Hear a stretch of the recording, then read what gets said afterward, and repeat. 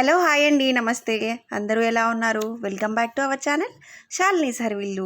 ఈరోజు మనం పిల్లల నుంచి పెద్దవాళ్ళ వరకు ఎంతో ఇష్టపడి పిజ్జా దోశ చేసుకుందాం. పిల్లలకి ఫుడ్ తినిపించడం చాలా కష్టం కదా. ఏది చేసి పెట్టినా మళ్ళీ ఇదేనా అంటుంటారు.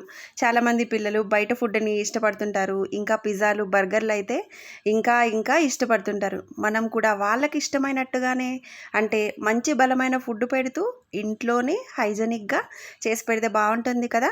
అందుకని మనం ఇంట్లో దొరికే వాటితోనే, మనం రోజు చేసుకునే వాటితోనే కొంచెం డిఫరెంట్గా పిజ్జా చేసి పెడదాము.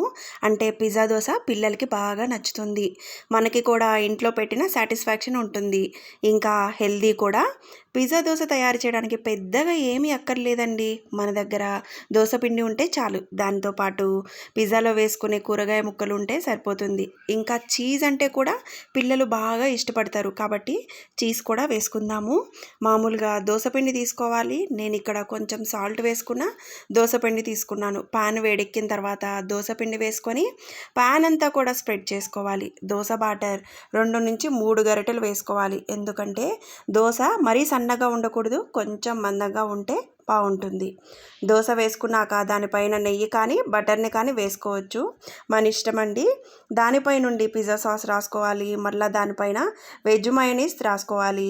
ఇప్పుడు చిన్న ముక్కలుగా కట్ చేసుకున్న ఉల్లిపాయ ముక్కలు వేసుకోవాలి. ఇలా దోశ అంతా వేసుకోవాలండి. ఉంటే క్యాప్సికమ్ ముక్కలు కూడా వేసుకోవచ్చు. మా పిల్లలు తినరు కాబట్టి స్కిప్ చేసేస్తున్నాను. ఇప్పుడు టమోటా వేసుకుంటున్నాను. ఆ తర్వాత స్వీట్ కార్న్ కూడా వేసుకోవాలి. ఇలా మీకు ఇష్టమైన వెజిటేబుల్స్ ఏమైనా వేసుకోవచ్చండి.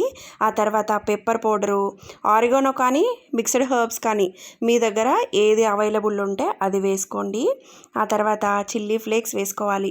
అంటే ఇవన్నీ కూడా వేసుకుంటే పిజ్జా టేస్ట్ వస్తుంది. మీరు కావాలనుకుంటే మీ పిల్లలు తినని వెజిటేబుల్స్ ఏవైనా ఉంటే వాటిని స్కిప్ చేసుకోవచ్చు కూడా. ఇప్పుడు చీజ్ని తురుముకోవాలి. మీకు కావాల్సినంత వరకు ఎక్కువ తక్కువ వేసుకోవాలి. చీజ్ వేసుకున్న తర్వాత 1 నిమిషం పాటు మూత పెట్టుకోవాలి. అంటే చీజ్ కొంచెం కరిగేంత వరకు మూత పెట్టుకోవాలి.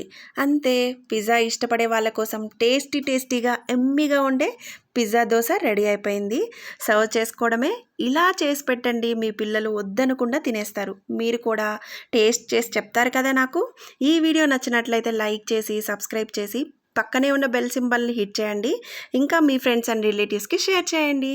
Thanks for watching.